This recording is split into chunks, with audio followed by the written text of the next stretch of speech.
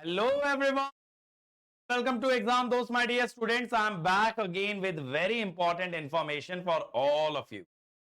तो बेटा यार ये एक इमेज ऐसी है जो कि अभी रिलीज हुई है, काफी प्लेटफॉर्म पे सर्कुलेट हो रही है, जिसको बताया जा रहा है रेलवे बोर्ड का official notice from government of India. तो आइए देखते हैं इसके अंदर क्या मेंशन्ड है। बोला है कि रेलवे बोर्ड ने इनिशिएट किया एक ऐसा प्रपोजल जिसमें वो additional supervisory level post create कर रहा है, यानी एडिशनल पोस्ट क्रिएट की जा रही है लेवल सी में, ग्रुप सी में, लेवल 6 और 7, और ये टेक्निकल कैडरे में क्रिएट की जा रही है बेटा, इंक्लूडिंग द ऑपरेशनल डिपार्टमेंट। तो इसके लिए रेलवे जोनल रेलवे से इंफॉर्मेशन मांगी गई है कि कितना काम की नेसेसिटी है, फंक्शनल नेसेसिटी, कितना करंट वर्कलोड है, अगर एडिशनल रिक्रूटमेंट होता है उससे एफिशिएंसी और सेफ्टी पे क्या फर्क पड़ेगा, कितना चीजें अटका हुआ है, स्टैग्नेशन स्टैटिस्टिक्स, और लॉन्ग टर्म बेनिफिट क्या होने वाला है। और ये साथ साथ बताएंगे कितनी स्ट्रेंथ सैंक्शनड है और कितनी एक्चुअल वर्किंग है, कितनी वैकेंसी और कितने लोग रिटायर होने वाले हैं और मैन पावर गैप क्रिएट होने वाला है, और नई टेक्नोलॉजी और मशीन इंट्रोड्यूस होने से कितनी वैकेंसी क्रिएट होंगी। तो बेसिकली रेलवे इंटरनली कहीं ना कहीं बेटा एक सर्वे कंडक्ट कर रहा है कि आने वाले समय में कितने लोगों की जरूरत रेलवे में पड़ सकती है, जिसकी जानकारी वो जोनल रेलवे से मांग रहा है कि आप हमें जानकारी दीजिए कितने लोग रिटायर हो रहे हैं, कितनी वैकेंसी आपके पास है, कितना हमने स्ट्रेंथ सैंक्शन किया है और उसमें से कितने स्ट्रेंथ पे आप लोग काम कर रहे हैं। ये सारी जानकारी मांगी जा रही है। और क्यों? क्योंकि बेटा ये आईआरटीएसए का मेमोरेंडम है कैडरे रिस्ट्रक्चर कमिटी को, जिन्होंने एडिशनल 10,000 पोस्ट जेई लेवल पे मांगी थी। तो उन्होंने बोला था कि 10,000 वैकेंसी हमें जेई लेवल पे क्रिएट करनी चाहिए। अब उसी के लिए इन लोगों ने रेलवे जोनल रेलवे से जवाब मांगा है, क्योंकि देखो ऐसे हवा में वैकेंसी नहीं क्रिएट कर सकते।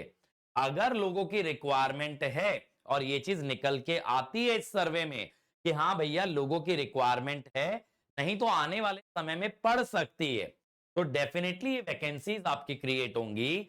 बट ये को इतना सिंपल मत समझो भाई कि सीधे 10,000 वैकेंसी हवा में क्रिएट हो जाएंगी, चाहे 1,000 लोग की जरूरत हो चाहे 5,000 की वैकेंसी 10,000 होंगी।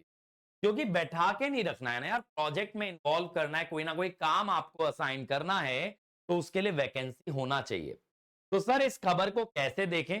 इसको पॉजिटिव रूप में ही देखिए कि रेलवे इस बारे में कीन है कि उसको वैकेंसी क्रिएट करनी है। हो सकता है 10,000 ना क्रिएट करे, हो सकता है 8,000 क्रिएट करे, हो सकता है 6,000 क्रिएट करे, बट वैकेंसी एक सिग्निफिकेंट नंबर में क्रिएट होंगी। अगर 10,000 का प्रपोजल था तो ऐसा नहीं होगा बेटा कि इंटरनली 1,000 ही वैकेंसी निकल के आए, वो तो पॉसिबल नहीं है ना, फिर तो हवा में बात करने वाली बात हो गई। तो अगर 10,000 का प्रपोजल है तो मैं मानता हूं रियलिस्टिकली अगर 10,000 नहीं भी निकली, निकले तो बहुत अच्छी बात है, नहीं भी निकली तो कहीं ना कहीं 7-8 हजार वैकेंसी तो निकल के आनी चाहिए इस सर्वे में। और ये लोग एक काउंट ले रहे हैं कि रेलवे डिपार्टमेंट को बूस्ट करने के लिए कितने लोगों की जरूरत है। तो यहां से क्या अपने को समझ आता है कि बच्चे 2025 में एग्जाम लिखने का सोचेंगे या सीरियसली एग्जाम लिखेंगे, तो एक अच्छा माहौल बन सकता है, एक अच्छा मौका बन सकता है उनके पास रिक्रूट होने के लिए, और एक अच्छा चांस है कि शायद आप अब वो नौकरी पा सकते हैं जिसको आप इतने लंबे समय से चाह रहे थे, जिस चीज का आप सपना देख रहे थे, शायद अब उस सपने को आप साकार कर सकते हैं।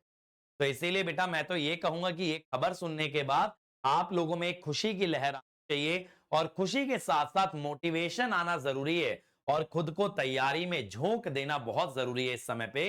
क्योंकि अगर अभी भी ढीले पड़े रहोगे कि सर कंफर्मेशन आने दो तब तैयारी करेंगे, तो बेटा कंफर्मेशन छोड़ो, फॉर्म छोड़ो, एग्जाम सब कुछ आके निकल जाएगा, आप तैयारी नहीं कर पाओगे। आरआरबी पे ऐसा एग्जाम नहीं है कि चलते फिरते दे करके आ जाओ और एग्जाम क्रैक हो जाए। लोगों को सालों लगते हैं, क्योंकि भैया सिलेबस में टेक और नॉन टेक दोनों है, और टेक के अंदर भी घुस घुस करके थ्योरी क्वेश्चन कहां से बना देगा किसी को नहीं पता है।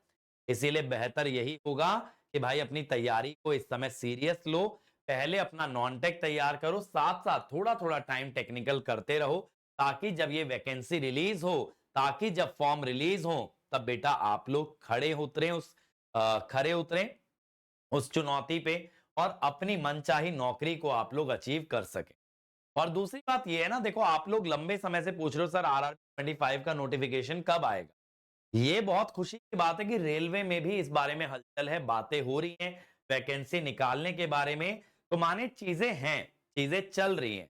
ठीक है, तो नोटिफिकेशन आज आए या कल आए, हम लोग एटलीस्ट इस बात के लिए श्योर हो सकते हैं कि नोटिफिकेशन आएगा, वैकेंसी आएगी, और जब भी वो वैकेंसी आएगी तो हम लोग रेडी रहेंगे उसे क्रैक करने के लिए। तो मेरे बच्चों मैं ये कहूंगा एक अच्छी न्यूज है ये, और इसको उसी तरीके से लें।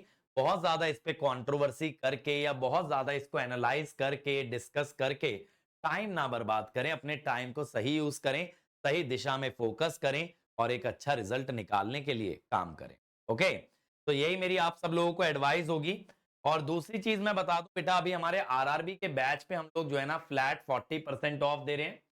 तो अगर आप हमारी वेबसाइट पे जाएंगे AJE कोर्सेज में जाना, तो यहाँ पे बेटा आपको आरआरबी का बैच मिलेगा। देखो मेरा इलेक्ट्रिकल के लिए राजधानी बैच है और ईसी के लिए शताब्दी बैच।